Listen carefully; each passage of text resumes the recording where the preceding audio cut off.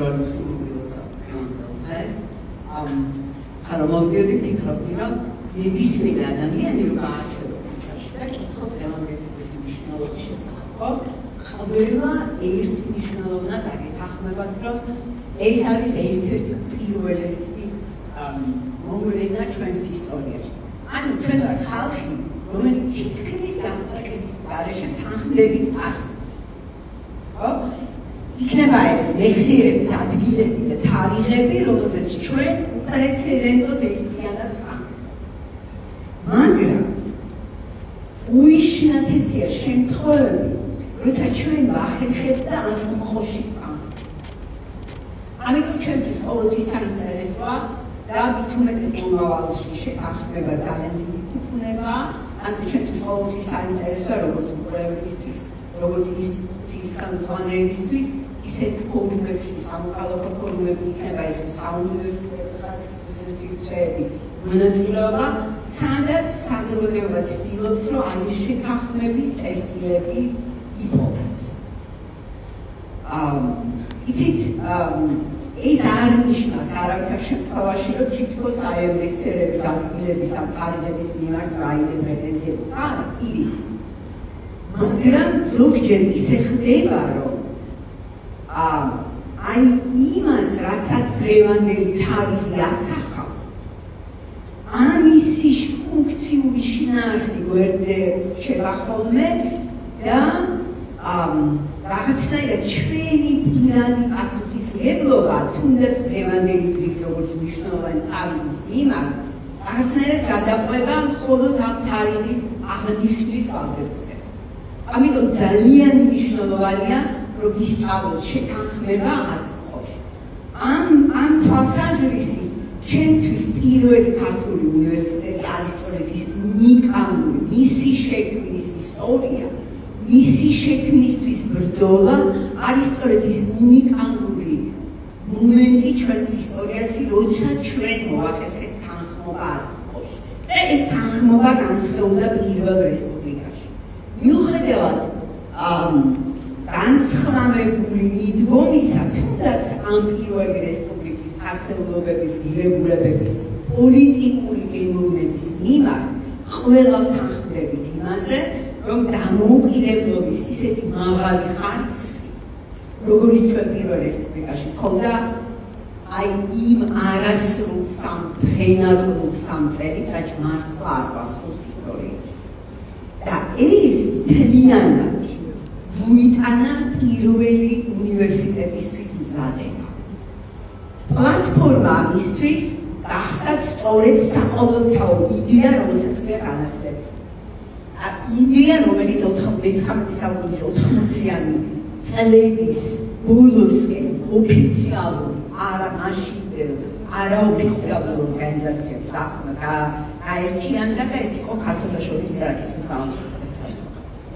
მე თულად მახსენდება მეორე შემთხვევა, როცა ჩვენ მოვახერხეთ ისტორიაში აი ამ საყოველთაო ერთი იდეის ირგვლივ გაერთიანება და აი ამ წერა-კითხვის გამარჯვებულმა საზოგადოებამ ეს მოახერხა, იმიტომ კი არა ვთქვათ, დავით სარაჯიშვილები და აკაკი ხოშტალიები ედგა მოძრაობას გვერდით და ძალიან ძლიერი იყო ამის წყალობით, მათ შორის არა მხოლოდ ფინანსურად, არამედ მოახერხა იმით, რომ წარმოიდგინეთ ამ იდეის ირგვლივ გაერთიანდა ჩემი საყვარელი ქართულთა შორის წერა-კითხვის გამოცემა, რომელზეც ზოგჯერ სახელიც არაა. მაგალითად ივერიაში ერთი უშვილო დედაკაცი საგარეჯოდან, რომელიც ითხოვს, რომ ჩემ პენსიიდან 5 შაური საგარეჯოდან ევროპაში სასწავლებლად გაგზავნილი ახალგაზრდებისთვის. ერთი გლეხი, რომელმაც კასპიდან, რომელიღაც სოფლიდან ჩამოიტანა თბილისში ერთი ურამი კომპოსტო. ერთი კაკანაძის ქალი ზესტაფონიდან, რომელმაც ერთი წველა ყოველი თავის 7 დღის წველადან წერა-კითხვის გამარჯვება საზოგადოება შესწია. აი ეს იყო ნამდვილი იდეის ირგვლივ გაერთიანება. აქედან წარმოიშვა პირველი უნივერსიტეტის დამფუძნებელი საზოგადოება და თვალსაჩინო ეს მოძრაობა რო იყო შეუჩერებელი, თანხმობის მოძრაობა, ამიტომაც მოხდა ის საზარელი წიწაკი, რომლის გაჩერება არ შეიძლებოდა. და წარმოიდგინეთ, რომ ზუსტად იმავე საზოგადოება ახალი ლიდერი იპოვა თითქმის პირდაპირ გამგრძელებელი ილია ჩაჩავაძის კოტე აფხაზი, რომელიც შემდეგში გახდა უნივერსიტეტის საზოგადოების დამფუძნებელი. და კითხვა რომ გადავდოთ თავი აი უნივერსიტეტის პირველ დღეებს, მაგალითად ჟურნალ პრომეთეში, იდე წარმოგიდგენთ, იქ არის ყველაფერი თან საქმე. იმიტომ რომ პრომეთეში იბეჭდება აკაკი შანიძის პირველი ქართული ჰიმნად წოდებული ეს 3000 წელზე მეტი ვიცხოვრია როგორც ერსა და ზუსტად ამავე ნომერში იბეჭდება აკაკი შანიძის წერილი მცანაწილაკისათვის ქართულში. ხო, ეს იყო მთლიანი და ერთიანი პროცესი. და ემსახურებოდა სწორედ აწმყოში თანხმობის მიღწევას. თანხმობა უნივერსიტეტის დამფუძნებელმა საზოგადოება იპოვა სწორედ იმით, რომ შეთანხმდა და რაც თავია გაიმარჯვა იმაზე, როგორი საზოგადოება გვინდა მომავალში. ეს არ იყო მარტივი ბრძოლა, ყველაზე რთული ბრძოლა მაშინ პირველი რესპუბლიკის წინ.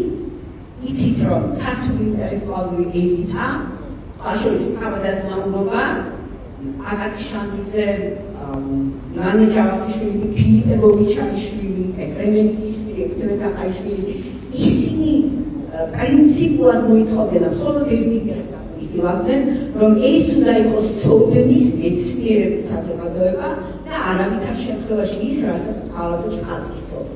რომ ხატისობი და ფუნქციური ელიტა მაშინ უფრო იხრებოდა პოლიტექნიკუმის გახსნისკენ და მართლაც აი წარმოიდგინეთ, რას ნიშნავს იდეის ერთგულება ბოლომდე. რომ 1917 წელს უკვე გაიხსნა რუსული პოლიტექნიკუმი საქართველოში.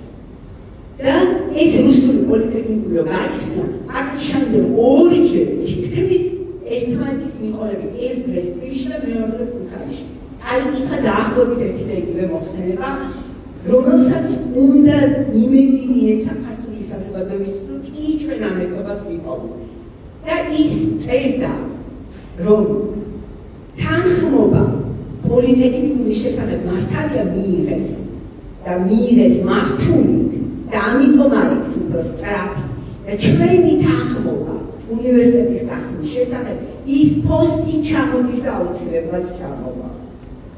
წარმოიდგინეთ, რომ ხატისობს 18 კაცმა დაუჭირა მხარი, ალათის თავი იყო, ეს 14 იყო წინააღმდეგი და აი მაშინ სხვათაშორის აბაშვილები ყველა თემის თავადაზნაურობა საშინელი წინააღმდეგობის შეხვდა ამ იდეას და თუკი რამ ჩვენ ისეთი პოზიტიური რამაც შეიძლება დიდი ძალა მოგცეს, ის ჩვენ დღეს არის სწორედ ის, რომ პირველ რესპუბლიკაში არიან ნაზარდმა პირველმა ქართულმა უნივერსიტეტის იდეა მოახერხა, რომ სრულიად ერთმანეთისგან განსხვავებული პოლიტიკური, საგანმანათლებლო, იდეოლოგიური, კულტურული მიმართულების ადამიანებს აპოვნინა თანხმობის იდეა. ეს იდეა ნამდვილად დაიწყო განათლების იდეით, როგორც ითარი და ჩემთვის ემოციურად მართლა ძალიან რთულია და ყოველთვის როცა განხილება მჭირდება, ვკითხულობ რეზო ბაბაშვილის წიგნს, რომელშიც ის აღწერს, როგორ მოხდა დამფუძნებელ კრებაზე, როგორ განხილდა კოტე აფხაზი 1917 წელს და მას გადასცა ილია ჭავჭავაძის მთელი ქონება, ეს იყო 8 მილიარდი ფრანკი დროინდელი, რასაც დაეყრდნო ჩვენი დამოუკიდებლობა ფინანსურად, ეკონომიურად და რასაც დაეყრდნო მართლა აი თავად საგანმანათლებლო იდეის, ევროპის იდეის თვალსაზრისით იცით და ვფიქრობ, რომ თუკი მართლა იდეის ერთგულება ბოლომდე ნიშნავს იმას, რომ 11 წლის მოკწინად მოკლულმა ადამიანმა დაარსა პირველი ქართული უნივერსიტეტი და პირველი ქართული სახელმწიფოები. მე ნამდვილად არ ვარ იმ სპეციალისტი, როგორ უნდა მიიღწეს ეს რეალობაში. მე მხოლოდ იმ სპეციალისტი ვარ, როგორ შეიძლება ეს ისტორიულ წყაროებს აღმოვიფიქრე მაშინ არ იქნებოდი ლინგვისტი და ფილოლოგი, იქნებოდი პოლიტიკოსი და რა, საზოგადოებრივი მოღვაწე, ეს ნამდვილად არ შემიძლია, მაგრამ ჩემთვის ეს მართლაც ფანტასტიკური მაგალითები ჩვენი ისტორიიდან არის ძალიან დიდი იმედის მომცემი და მინდა რომ თითოეული თქვენ გაგიწყდეს ყველა ქართველისთვის